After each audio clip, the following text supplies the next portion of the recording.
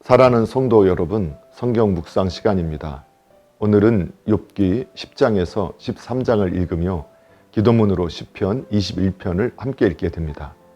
욥기의 내용을 살펴보면 10장은 하나님을 향한 욥의 기도의 내용이, 11장에는 소발의 첫 번째 충고가, 12장에서는 소발에 대한 욥의 답변이, 그리고 13장은 계속되는 욥의 답변의 내용이 나옵니다. 욥기 10장은 9장에 계속 이어지는 내용으로 빌닷에 대한 욥의 답변이 기도문 형식으로 수록되어 있습니다. 10장에서 욥은 주로 3장, 4장, 7장과 비슷한 사상으로 답변을 시도하였으나 그의 어투는 좀 더 분노가 누그러져 부드럽게 전개되고 있습니다. 그런데 10장에서 욥은 하나님의 뜻을 바르게 깨닫지 못하고 공의의 관점은 무시한 채 단순히 자비를 호소하는 간절함으로만 접근하고 있습니다.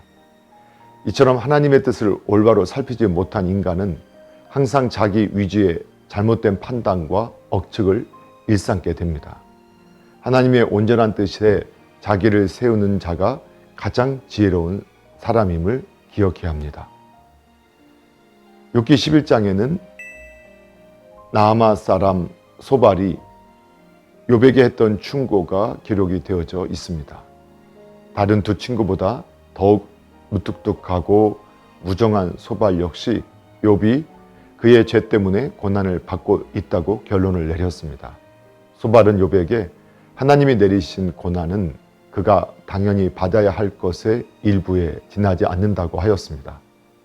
소발의 충고는 엘리바스의 경우와 같은 종교적 경험이나 빌닷의 전통에 근거를 두지 않고 직감이나 상식에 근거를 두고 있었습니다.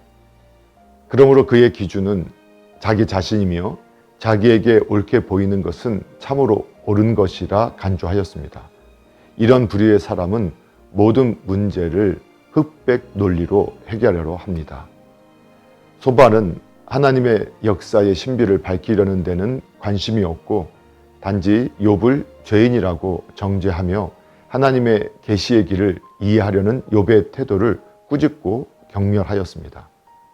이처럼 비록 신앙인이라는 이름은 가지고 있지만 진리를 내세우기보다 자신의 논리만을 전개하여 하나님과 이웃에게 깊은 상처를 입히는 사람들이 많습니다. 욥기 12장에서 시작되는 소발에 대한 욥의 답변은 12장, 13장, 14장, 3장에 걸쳐 계속되어집니다. 여기서 욥은 처음으로 그의 친구들을 강력한 어조로 비난했으며 또한 조롱하였습니다. 그런데 친구에 대한 그의 비난과 조롱은 그에게 있어 2차적인 문제에 불과했고 그가 의도한 바는 자신이 앞에서 주장한 의견을 정당화시키는 데 있었습니다. 특히 12장에서 욥은 모든 사건의 진행은 그것이 선한 것이든 악한 것이든 간에 하나님께 귀속되어져야 한다고 주장하였습니다. 즉 욥은 모든 지혜와 능력이 하나님에게 속하여 있으므로 하나님께서 악인을 포함하여 모든 것을 통치하신다고 힘주어 말하였습니다.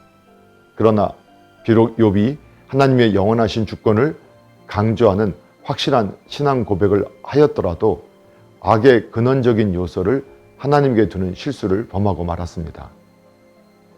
욥기 13장은 12장에서 시작되었던 소발에 대한 욥의 답변을 계속해서 기록하고 있습니다.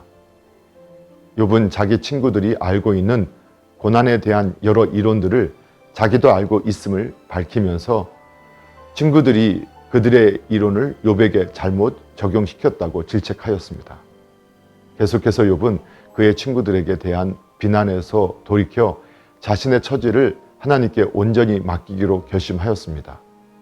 마지막으로 욥은 하나님께 자신의 고통을 위해서 기도하는데 그 내용은 하나님께서 그의 중한 고통을 해소시켜 주실 것을 간구하고 있습니다. 이처럼 성도가 하나님 앞에서 자신의 처지를 주장한 기회를 얻는다는 것은 곧 승리와 구원을 의미합니다. 사실 기도란 하나님 앞에서 성도가 누리는 특권입니다.